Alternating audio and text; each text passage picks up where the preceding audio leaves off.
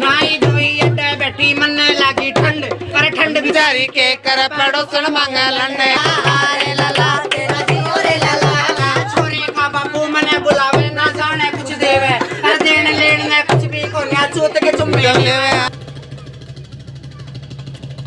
का हाल बा भाई लोग, हमारा नाम अल्ताफ, स्वागत बा आप लोग के हमरा ई चैनल में जेकर नाम है बिहारी एक्टर। तो चलो शुरू करो तनी बिना कोनो लावरा लहसुन के आज के घोचा पाली।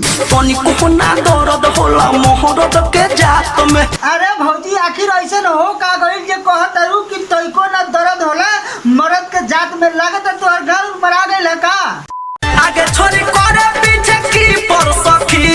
अरे भौजी सही में मार लिया है का? कैसे कह रही हो कि आगे छोरी पीछे सैया करे कीपर सखी? बुझाता है कि मार लिया है भौजी का।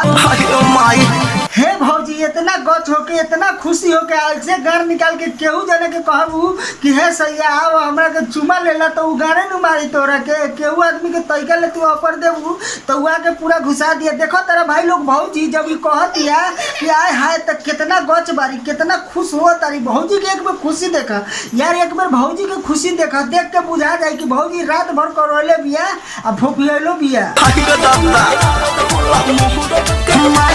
हम वही में से सर्व कंफ्यूज बारी कि आखिर भौजी इतना खुश काहे बिया। हमरा औरो कुछो के टेंशन ना बा, बस ई गानों में भौजी इतना खुश बिया वही हमरा से देखल ना जाले। जरूर 4 गोटा से करवले बिया वही से भौजी इतना खुश बना था। 1 गोटा से इतना खुशी ऐसी खुशी आइए ना सकेला मुंह पर।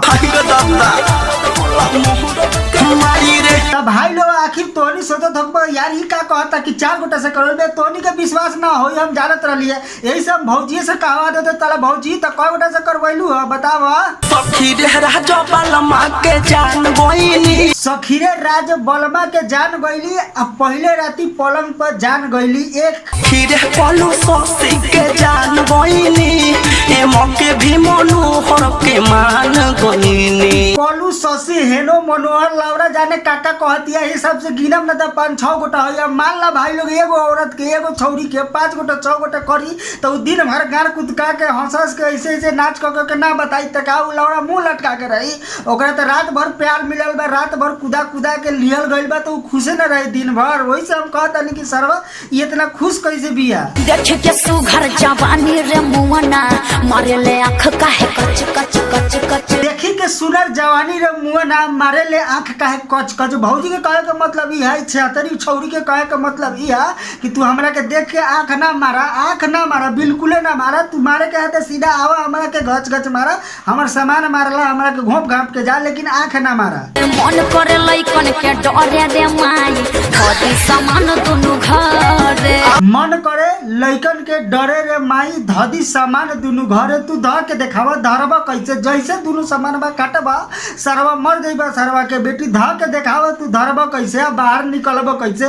तू कसम से कहता नहीं तू सामान ध के देखावा जब बकचोदी करेला यार दुनु सामानवा काट के धरी त का लेके लड़वा चोरी कोनो उतारे वाला सामान है का? प्लास्टिक सर्जरी करवाइले भरे के निकाल के ध देबे। कौन जिला के होइस ते खेलनी गंदी बात के खेलावे तोरो के दे देबो आई है रे मुअना काहे सब के जाना बेले। जब छौरा कहा था कि जानत तनिक तू कितना खिलाड़ी हुआ आ केकरा केकरा के तू देवेलू त छौरी कहतिया कि काहेला सबके जनाव तरे तू आ जाइए तोरो के दे देम। एकर मतलब ई भइल कि जे जे कही ओकरा के दी, मतलब कि पाका ही एकदम 76 और छिनार रंडी भी आई। तोरो के दे देबो आई है रे मुअना काहे सब के जाना बेले। तो ये हिसाब से तो ई गाना सुन के हमहू जान गइली, हमहू जाता नहीं 2-4 गो लोग के कह देम। तोरो के दे देबो आई है रे मुअना। अच्छा तो जब देवेला तैयार होइए गेले तो बता दे केने आएम कैसे आएम बताओ। पिछला गोली से धीरे से आ जाइए। 16 उम्र मेरी कम सिन जवानी करो न टच नहीं करो छड़खानी। छला हम माने तानी कि तोहर 16 उम्र है, तोहर कमसिन जवानी है, तो तू का है बुढ़वा के साथ घर लिबाव तरू। सट जान गोरी बिस तुइया जई एक बेर हई सारे बुढ़वा के देखा, सारे के चानी पके पूरा बार झड़ गईल। आई साले चलल बिया गाना गावे वहू छौरी के साथ है, एक्टिंग करे चलल बा। सरवा के एक बेर सर पर बाल देखा भाई लोग, पूरा बाल झड़ता।